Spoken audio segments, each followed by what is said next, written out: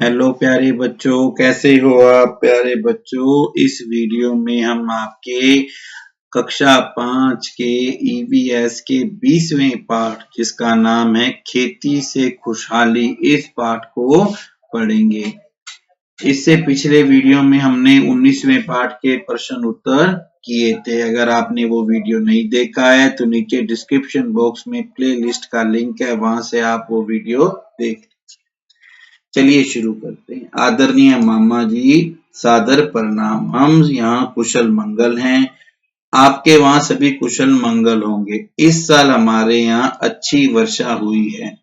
हमने पीपल वाले खेत में ट्रैक्टर से बुआई करवाकर मोट और मूंग बोए हैं। मूंग और मोट के बीज पिछले साल बचाकर रखे थे। सावनिया खेत में 5 घंटे बुआई की, जिसमें बाजरा, तिल और ग्वार बोया। तिल के बीज सहकारी समिति से लाए और बाजरा व ग्वार के बीज बाजार से लाकर बोए हैं। फसल अभी अच्छी दिख रही है। हमने निराई गुड़ाई भी कर दी है। आजकल हम खेत में डानी बनाकर रह रहे हैं। खेत में एक बिज्जू का भी खड़ा कर दिया है जो दूर से आदमी जैसा लगता है। इसे देखकर जीव जानवर भाग जाते हैं। नाना जी नानी जी को पगे लगना। माँ ने कहा है कि फसल कटाई पर आप जरूर जरूर पधारना। आपका छगना राम। तो प्यारे बच्चों, आज हम बात करेंगे खेती के औजार की। किसान अनाज उगाने और काटने के लिए विभिन्न प्रकार के उपकरण काम में लेते हैं। ये औजार गांव में सुथार और लोहार की मदद से बनाए जाते हैं। चित्र देखिए और लिखिए। नीचे दिए गए चित्रों को देखिए। इसमें खेती में होने वाले कुछ काम बताए गए हैं, उन्हें पहचानिए और उनमें काम आने वाले उपकरणों व औजारों के नाम अपनी कॉपी में लिखिए। देखो बच्चों, ये है ट्रैक्टर और ये है किसान जो एक हल चला रहा है। यहाँ पर हम फसल को बो रहे हैं, यहाँ पर हम निराई गुराई कर रहे हैं, यहाँ पे फसलों को पानी दिया जा रहा है। छगना राम ने खेत में ट्रैक्टर से जुताई कर बीज बोए हैं। कई स्थानों पर पशुओं को खेती के काम में लिया जाता है। जैसे यहाँ आप देखो, ये किसान जो हैं ये ऊंट से हल चला रहे हैं और ये बैलों से हल चला रहे हैं। आजकल मानव और पशुओं के स्थान पर मशीनों के द्वारा खेती के कार्य किए जा रहे हैं। खाद और कीटनाशक। खेतों में अच्छी फसल पैदा करने के लिए खाद का उपयोग किया जाता है। पहले लोग पशुपालन अधिक करते थे। उन पशुओं का गोबर एक जगह पर इकट्ठा करते थे और खेतों में आवश्यकता अनुसार खाद के रूप में डाल देते थे। आजकल अधिक फसल पैदा करने के लिए रासायनिक खाद का उपयोग होने लगा है, जैसे यूरिया, डीएपी आदि।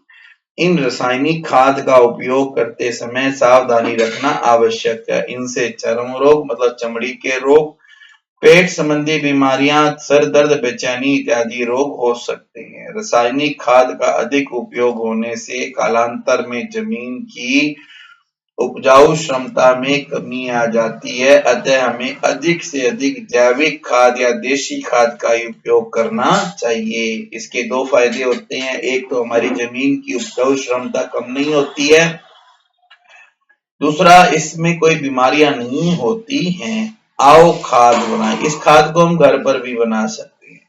विद्यालय में एक तरफ छोटा गड्ढा खोदो, उसमें बाद में विद्यालय में उगे पेड़ों से गिरी हुई पत्तियां, टहनियां, मध्याह्न भोजन में बन रही सब्जियों के छिलके, फलों के छिलके डालते रहो। समय समय पर इसमें पानी भी डालते रहो। यदि आपको पशुओं का गोबर मिल जाए तो उसे भी इसमें डाल दो। कुछ समय बाद सभी वस्तुएं सड़ जाएंगी। इसे आप पेड़ों में खाद के रूप में डाल सकते हैं। अनाज का भंडारण। किसान जब खेतों में फसल की कटाई करते हैं तब उन्हें अनाज को सुरक्षित रखने की चिंता रहती है। खेतों से अनाज की बोरियां भरकर ट्रैक्टर, बैलगाड़ी या अन्य संसाधनों से उन्हें सुरक्षित स्थानों पर लाया जाता है, जैसे कि घर का कमरा या शीत भंडार कक्ष हो सकता है। अनाज को रखने के स्थान पर जमीन में नमी ना हो, जीव जंतुओं का प्रकोप ना हो। जमीन में नमी होगी तो फसलों में कीड़ा लग जाएगा, अगर चूहे वगैरह होंगे तो अनाज को खराब कर देंगे। पहले लोग अनाज भंडारण हेतु कागज की लुगदी से बड़े बड़े बर्तन बनाते थे और उनमें सुरक्षित भंडारण हेतु नीम की पत्तियां रखी जाती थी, जिससे अनाज वर्ष भर सुरक्षित रहता था। फसल उत्पादन में कमी। समय पर वर्षा होने से खेतों में उत्पादन अच्छा होता है। कई बार समय पर वर्षा नहीं होने से या अधिक वर्षा होने से या बिल्कुल वर्षा नहीं होने से फसल खराब हो जाती है। इससे किसानों की आमदनी पर अधिक असर पड़ता है। कई बार खड़ी फसलों में बीमारी लगने से फसल खराब हो जाती है। किसान जितनी राशि खेती हेतु व्यय करता है, उतना पैसा भी उसे कई बार नहीं मिल पाता है।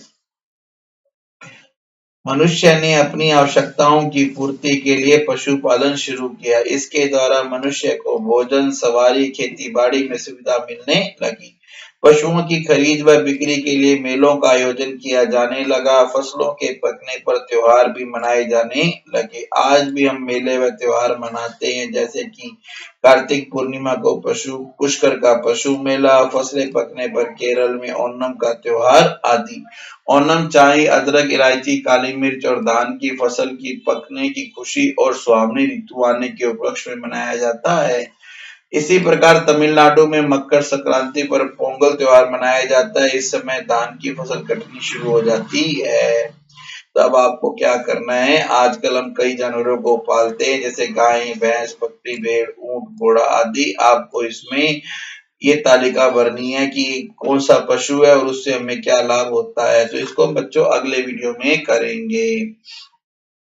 पशुपालन के लिए पशु के स्वच्छ हवादार आवास, उचित और पौष्टिक आहार आदि का ध्यान रखा जाता है। जब हम बीमार होते हैं तो हमारी कार्य क्षमता पर इसका बुरा प्रभाव पड़ता है, हम काम कम करते हैं। इसी तरह जब पशु भी बीमार होते हैं तो उनकी कार्य क्षमता, उत्पादन आदि पर बुरा प्रभाव पड़ता है। पशुओं को विभिन्न रोग होते हैं, जैसे मुंह पका, खुर पका, थनैला आदि।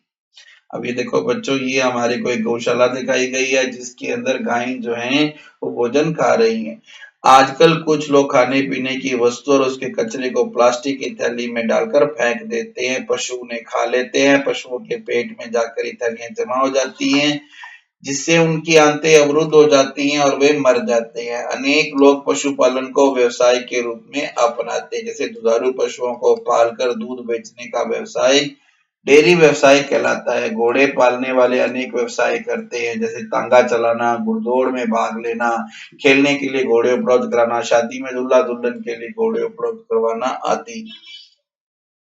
पशुओं का व्यवसाय में प्रयोग देखो, यहाँ पर ये दूध निकाल रहे हैं और यहाँ पर पशुओं से, घोड़ों से पोलो खेल खेला जा रहा है। तो आज हमने क्या सीखा कि खेती में पशुओं से बुआई, ट्रैक्टर से जुताई, थ्रेशर से अनाज निकालते हैं। पशुओं से विभिन्न प्रकार के उत्पाद प्राप्त होते हैं, जैसे दूध, दही, गोबर, चमड़ा आदि। खेती के व्यवसाय में अलग अलग काम करने होते हैं। पशुधन व खेती लाती हरियाली, जीवन सुखमय बनाकर लाती खुशहाली। तो प्यारे बच्चों, इस तरह से हमारा ये जो पाठ है वो पूरा होता है। नेक्स्ट वीडियो में हम इसके प्रश्न उत्तर करेंगे। अगर आपने अभी तक चैनल को सब्सक्राइब नहीं किया तो फटाफट सब्सक्राइब कर लेना और वीडियो को लाइक एंड शेयर जरूर करना। Thank you, have a good day.